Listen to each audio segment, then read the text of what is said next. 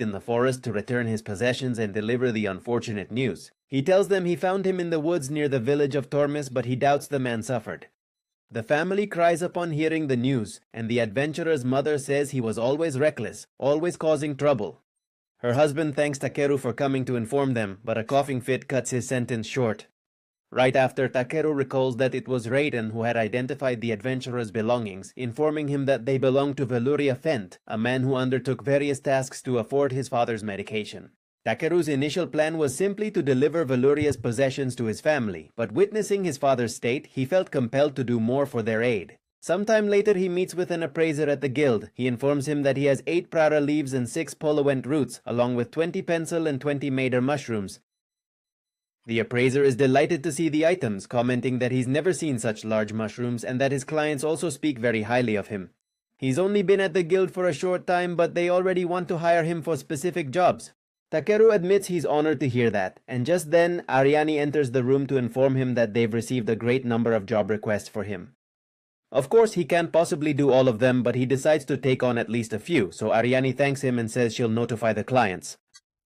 After a long day, Takeru decides to relax in the city's bathhouse, feeling grateful to be able to take a bath in this world.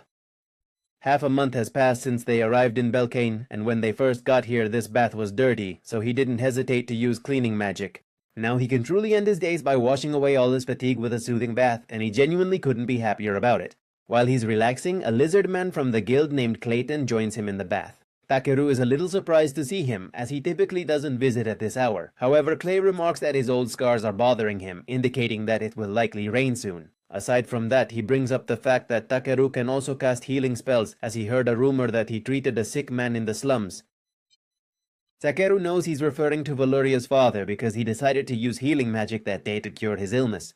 He clarifies that he was just imitating something he'd seen before, though it's also true that he didn't charge for it. Clay tells him he's genuinely a selfless person, but that he could actually be earning a fortune. Hearing that, Takeru gets a little worried, wondering if the healers who charge for their services now hate him. This only makes Clay laugh heartily, but he quickly dismisses the topic and inquires if Takeru has received a notification regarding a promotion in rank. Takeru simply tells him that he's content with the current situation and therefore has no desire to advance his rank. Clay confirms once again that he's selfless, but warns him that acting this way will draw more attention. Takeru clarifies that there are things he wants, like a pair of sharp scissors for gathering materials. Clay gets out of the bath, saying that's not what he meant, and in any case, the only thing he can tell him now is that he should learn more about the world. Sometime later, Takeru returns to the guild after completing a job, and the appraiser from before once again asks him to rank up, a request that has been made on multiple occasions. After all, a high rank isn't out of his reach given the skills he's demonstrated.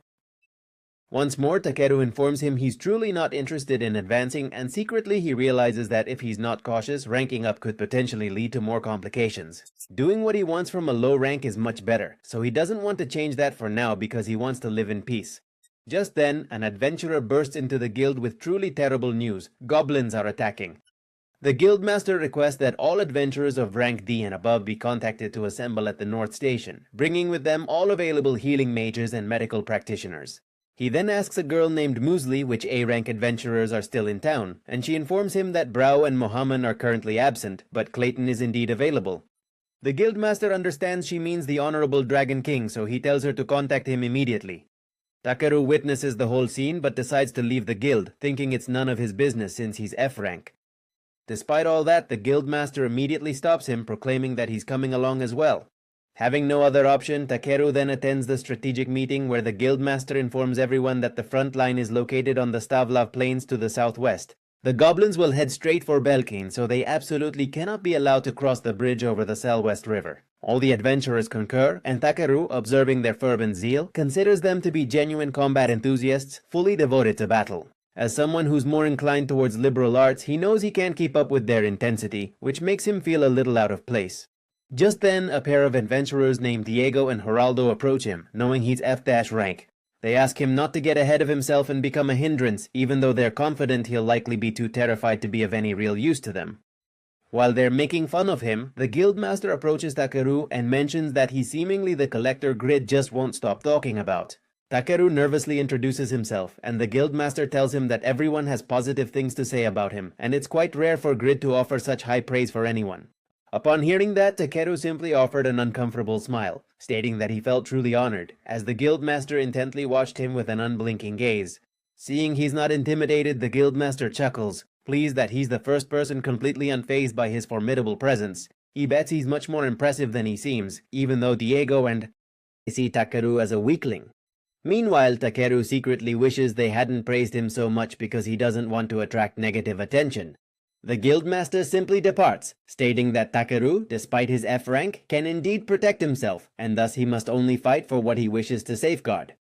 Diego and Geraldo head off with the chief, so Wesley stays behind with Takeru and expresses her disbelief that the chief is sending F rank adventurers out there.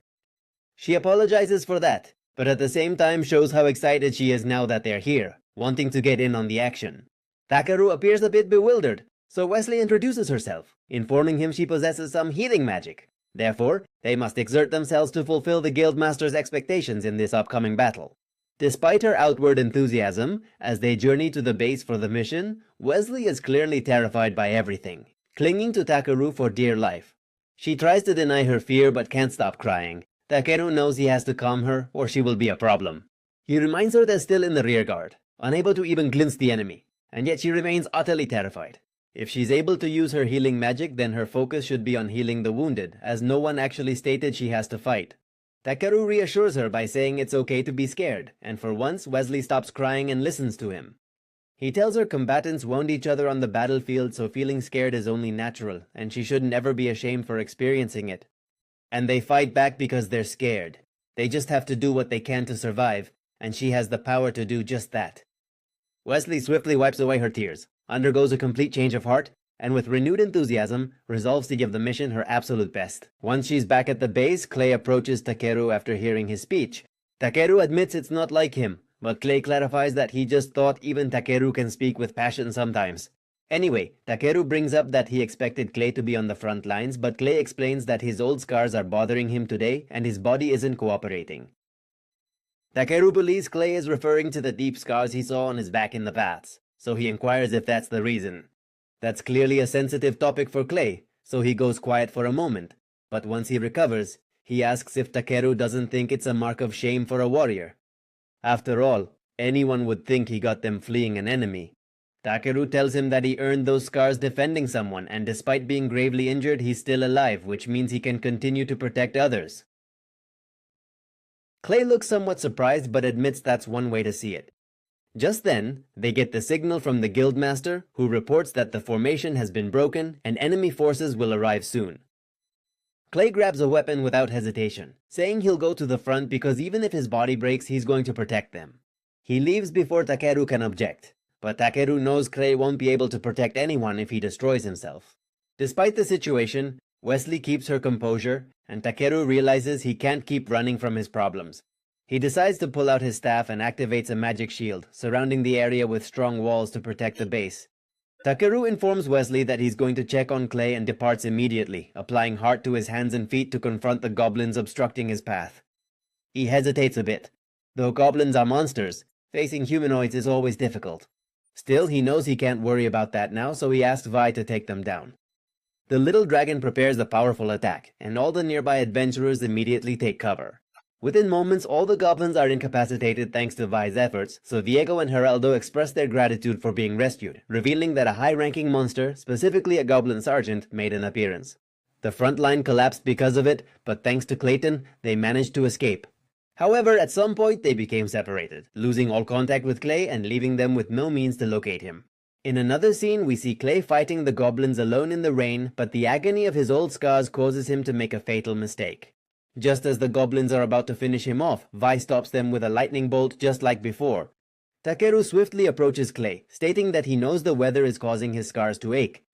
Clay cries out in pain when Takeru pats his back, so Takeru tells him to fall back, explaining they will plan a counterattack. He barely utters those words when a loud roar echoes in the distance, and Clay tells him that he simply cannot retreat now. Takeru clarifies that he and Vi can fight, but Clay warns him that even if they run, the goblins will catch them. The goblin sergeant appears out of nowhere, launching a violent assault, and all the smaller goblins quickly surround them. After dodging the attack, Clay tells them they need to escape while he buys them time.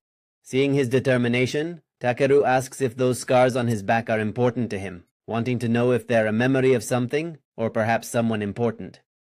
While battling the goblins, Clay responds, saying they are merely evidence of his foolishness, and thus he thoroughly despises them.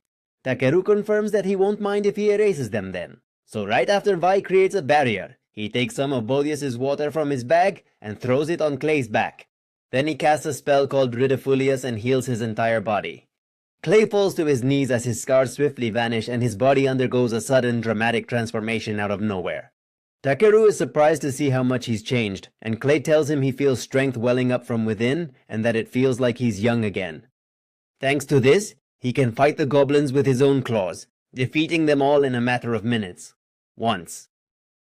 It's clear. The guildmaster approaches Takeru and asks if he was the one who unleashed Greystone's power. Takeru explains that he merely used a bit of healing magic, but the guildmaster tells him he knows that isn't the full extent of his abilities. He also heard that Takeru cast huge spells, though that was actually V. The guildmaster then asks him who he truly is, but Takeru insists that he's merely an ordinary F-rank adventurer, with his only skill being collecting materials. Despite how unconvincing that sounds, the guildmaster decides not to press further and says the guild will reward him for his actions. That night, Clay visits him, demanding to know what he did. Takeru is glad to see Clay's well, but Clay clarifies he's not fine at all, as he still feels something hot burning inside him, so he desperately needs to know what was done to him. Takeru tries to calm him, explaining he just used magical elemental water and the Ridiculious style. Seeing Clay's confusion, Takeru explains to him that it is a highly concentrated and high-purity elemental magic aggregation. The ancient dragon Boldius had it in its underground lake, which is connected to his item bag. Clay is clearly lost with all this information, so Takeru explains that Boldius is either V's mom or dad. Knowing that V is an ancestral dragon surprises him a bit, but Clay asks why he threw that holy water on him. Takeru replies that because the water element is composed of magical power, he believed it would be absorbed through the skin, accelerating his recovery. It was a real emergency, so he just wanted to do everything he possibly could at that moment. Clay understands he can use advanced healing spells, but once again, Takeru says he's really just copying something he saw before. Apparently, healing magic is much more effective when you imagine the body composition. And what he did only worked because he was aware that important nerves are primarily concentrated in the back. Hearing this, Clay keeps a serious expression and asks Takeru who he really is. The question catches him by surprise, and the heavy silence in the room makes Takeru feel conflicted. He starts to wonder what he should do, because that young man or god didn't forbid him from revealing his identity, but doing so could cause a big commotion. If that happens, he can't go back to the life he's known, which he doesn't want to lose. However, Takeru knows he's also responsible for what happened to Clay, so he can't just lie to him. Noticing his internal conflict, Clay stands up with a sigh and tells him he won't ask anymore if it makes him that uncomfortable. He apologizes for barging into his room, but as he's about to leave, Takeru swiftly stops him, saying he'll confide in him because he trusts him. Clay pauses for a moment, anticipating the gossip, and then Takeru finally confesses he's from another world. After that confession, a long silence follows, but the tension quickly disappears when Clay looks at him like he's crazy. Takeru nervously smiles, saying it's normal to look that way after hearing this. He tries to explain the concept of reincarnation, and Clay assumes he means when a soul gets a new body and is reborn. Takeru replies that he hit the nail on the head, saying he died once and was reborn in this body. It takes Clay a few minutes to process that information, and he's clearly struggling with it. That's why Takeru has him sit down and explains everything that's happened in great detail. Clay chose sincerity, telling him it seemed absurd and implausible, yet it was undeniably true that he had healed his old scars and transformed him into a dragon youth. A dragon youth is the ancestral species of the lizard dragons, and he is proud to have taken on that noble blood form, even though it's still a little scary for him. Clay confesses he's afraid of losing his mind and destroying everything, but Takeru tries to calm him down, saying he's sure he'll get used to it eventually. Despite Takeru's attempts to calm him, Clay becomes enraged again, telling him he needs to be more responsible. Takeru informs him that he can't revert to his previous state, so he'll simply need to be cautious about getting overly excited. Clay clarifies that it's not that simple, and tells him he's been meaning to say for a long time that he does everything too casually, so he'll seize this opportunity to give him a proper scolding today. Takeru is not at all thrilled to hear that, but he knows he can't escape, so he'll just have to endure it. Sometime later, he and V decide to visit the city's artisan district, and after walking for a bit, Takeru stops in front of a weapon shop. He tells V he wants to buy something there, and just then, a cat-eared woman approaches them. She's clearly the shop owner, and seeing Takeru's interest, she welcomes him with a warm smile and inquires if anything has piqued his attention. And that's how episode 4 ends.